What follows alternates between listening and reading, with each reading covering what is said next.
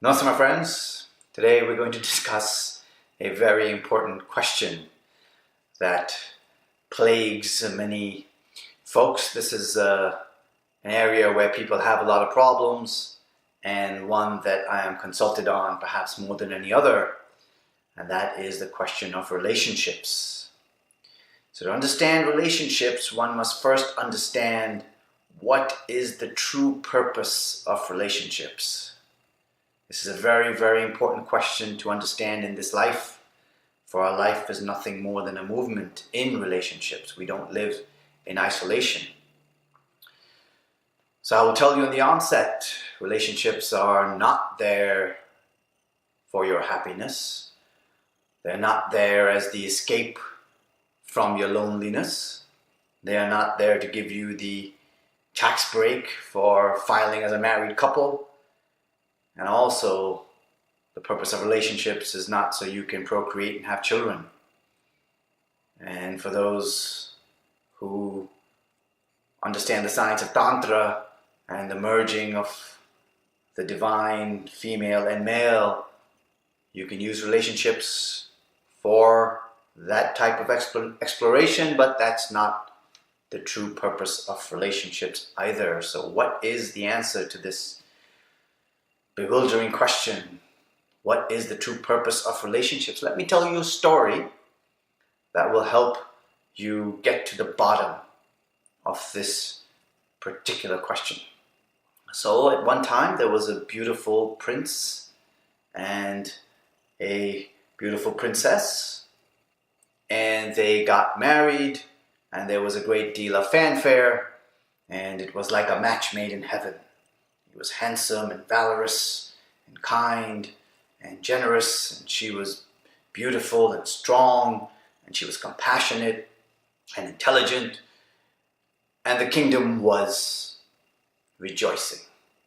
So on their wedding night, lo and behold, out of the blue, out of nowhere, the princess slaps the prince across the face, whacks him really hard, and he's like, whoa! What happened here? What did I do? And she was just as alarmed and bewildered as he was, because it came out of nowhere. She said, oh, I'm really sorry. I don't know. I don't know where this came from. So they put the matter to rest, said some strange occurrence took place. Let's not let it ruin our night. And life went on. Every few months or so, out of the blue, whack, she would slap him again. And there would be no understandable cause or reason for that. So they consulted the kingdom's wise ones. They brought in the healers, and they brought in the consultants and the ministers and everybody to try and figure out why this would happen every so often, that she would whack him across the face. And no one could tell what was the reason for this strange event. So finally, one particular holy man said, the only person who can help you is the sage.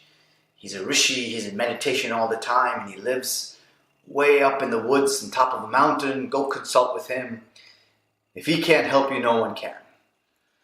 So finally, getting nowhere with everyone else they had consulted, the prince and princess went to see the sage. After a long, arduous journey, they finally came to the cave within which the sage was in meditation, and so not to disturb him, they waited there. After 2 days of meditation, the sage finally emerged from the cave, and there he saw the prince and princess, and he says, welcome to my humble abode. What brings you here to this remote place? How can I help you, great prince? And the prince and princess tell the story to the sage of this strange occurrence that seems to occur every so often. So the sage tells the princess, "Let me see your hands." And the princess puts her hands forth, and he looks at those hands with a great deal of interest, and then he smiles. He says, "I will tell you the reason behind getting slapped every so often, but in exchange, you must give me what I ask for." And they agreed, eager to get this mystery resolved. And the sage explained.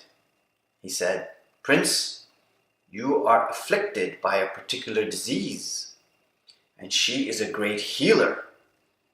And every so often, she has to slap you, and her hands carry this great healing power. As a result of these slaps, she heals you. And if it had not been for these slaps, you would have long since perished." And the prince and princess are relieved at hearing this news, which is essentially very positive. She's a great healer and she's been healing him. So that's fantastic. And in exchange, the sage asks to be slapped by the princess so the diseases he has can also be cured. So what does this have to do with the true purpose of relationship? The true purpose of relationship is that the inevitable discomfort and pain and upsets and irritation they cause us is the mirror in which we can see and cure the disease of attachments that exist within us. Relationships are the perfect mirror in which one can see the activities of the ego and the suffering that relationships bring from time to time, point us clearly at our attachments that we then need to work on dissolving in order to be free and in order to be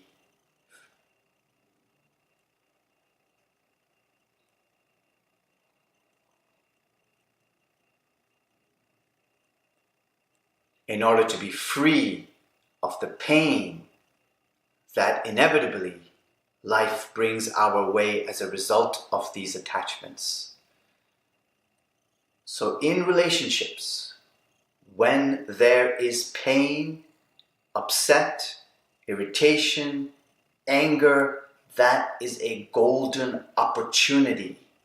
That is an opportunity to not go on a tirade and not get up in the storm of thoughts that are taking place because your ego has been bruised in a particular way, because you have not got what you wanted from that relationship. It is an opportunity to watch the ego in action. Watch the feelings that are coming up closely, whether they are anger or jealousy, envy. Watch those feelings. As you watch them closely, they reveal their truth to you. The ego reveals how it works in this mirror of relationship when these events are taking place. And unless we can free ourselves of these inner attachments, we can never find peace and joy. So when two people get together for a relationship, if they are self-sufficient, if they love and adore each other, if they respect each other, the relationship has a very different tenor. It has a very different feel. Life then uses that relationship as a powerful channel to express herself. But when there are pains and conflicts in relationships, when we are depending on the other for our pleasure, when we're depending on the other for escaping from our loneliness, and as a result there is this attachment to the other for the pleasure that they provide us, or to escape from the pains and the fear of loneliness, then that relationship inevitably will breed pain and upset.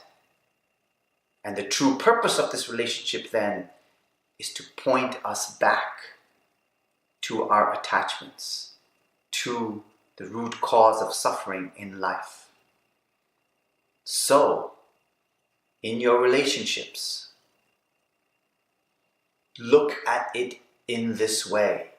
Look at them as mirrors in which to see your ego in action, in which to learn about your attachments, and this observation, this learning about these attachments, about these feelings, about the thoughts they create, is the beginning of meditation that sets the stage for ultimate freedom, joy, love, and bliss. Thank you, everybody. God bless you all.